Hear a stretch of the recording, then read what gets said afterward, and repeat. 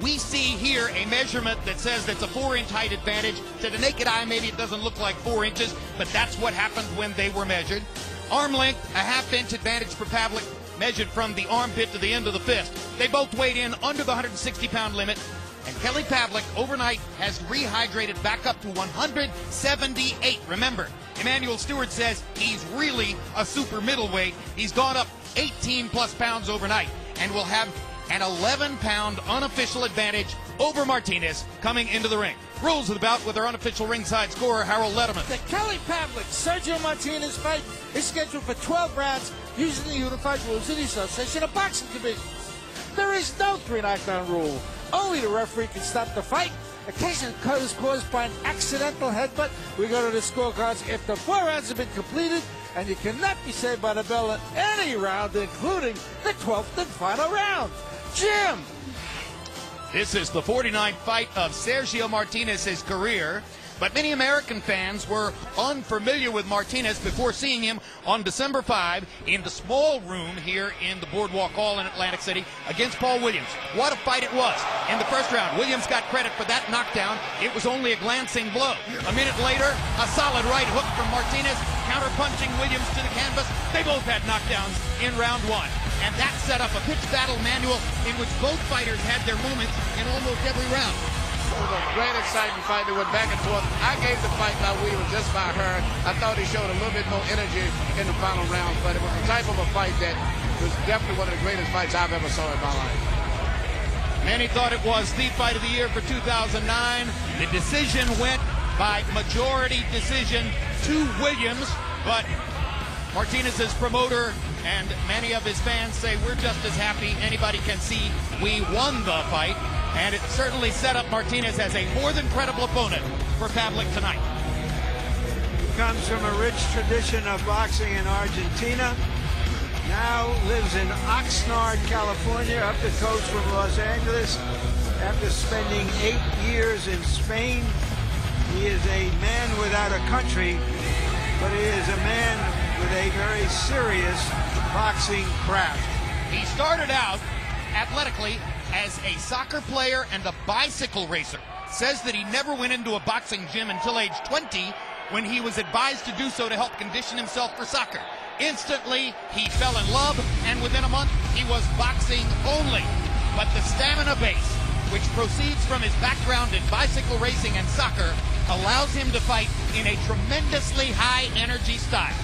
And now here comes Kelly Pavlik, and there is the Youngstown reception for him for those fans who've made the trek down from Ohio.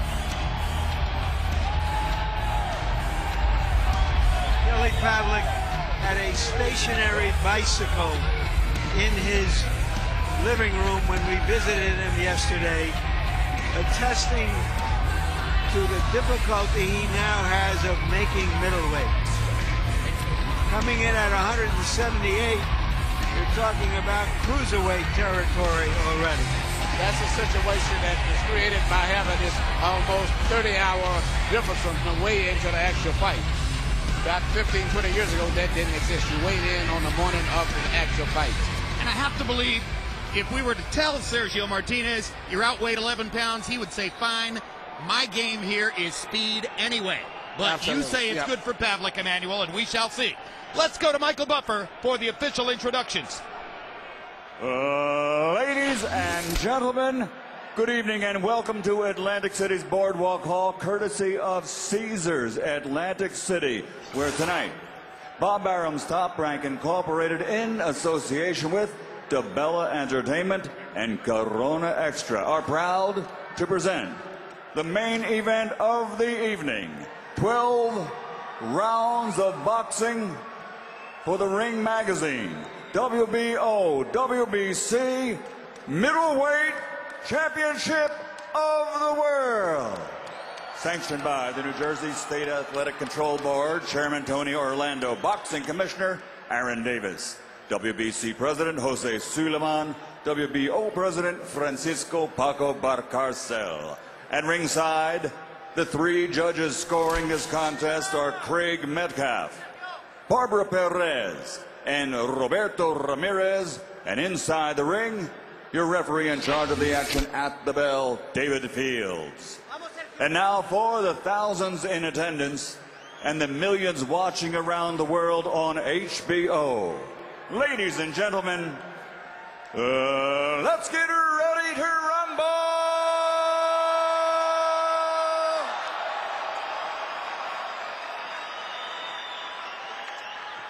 Fighting out of the blue corner, wearing black with silver, officially weighing 159 1/2 pounds. His professional record, 44 victories, including 24 knockouts, with only 2 defeats, and he has 2 draws.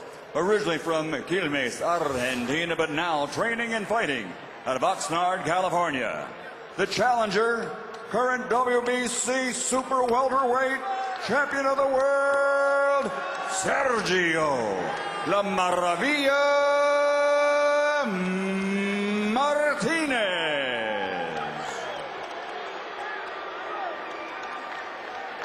And fighting out of the red corner, wearing black with gold, officially weighing also 159 1/2 pounds. Although he has 1 loss as a professional, he is undefeated in the middleweight division with a perfect record of 36 fights, 36 victories, including 32 knockouts. He's the fighting pride of Youngstown, Ohio, the reigning, defending WBO, WBC, and ring middleweight champion of the world, Kelly the Ghost Pavlik.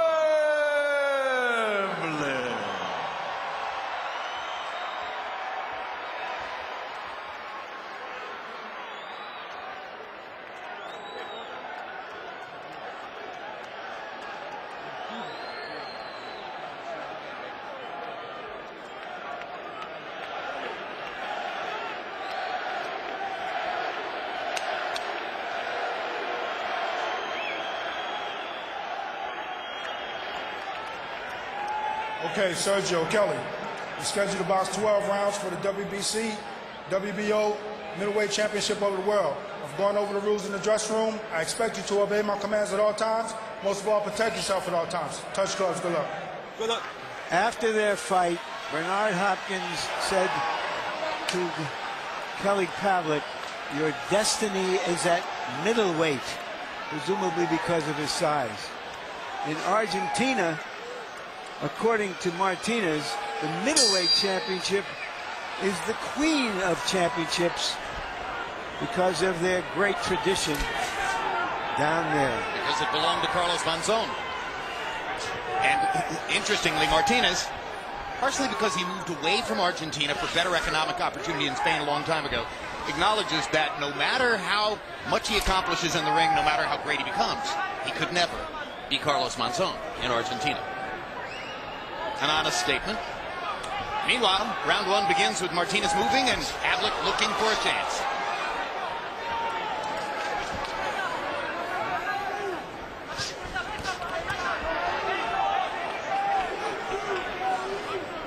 Looking at Kelly Pavlik, he does look like he's about a good 10 or 12 pounds larger than Martinez to me. Martinez is very agile, moving very well, and Kelly, I think, at this stage is fighting the perfect fight as Martinez, but this is just the first minute of the first round. Martinez has circled both ways so far. If he circles to his right, he's going toward Kelly Pavlik's left hook, but away from Pavlik's right hand. Obviously, the opposite direction produces the opposite effect. Which one would you do, Emmanuel? Well, I never got so wrapped up on the changing directions as a lot of people. I think it's just a speed to in and out and different movement.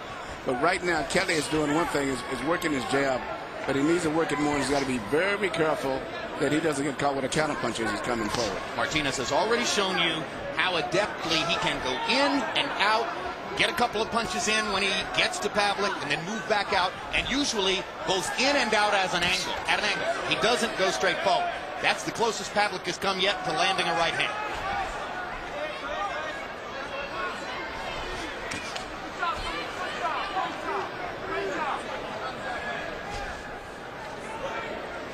There's blood around the left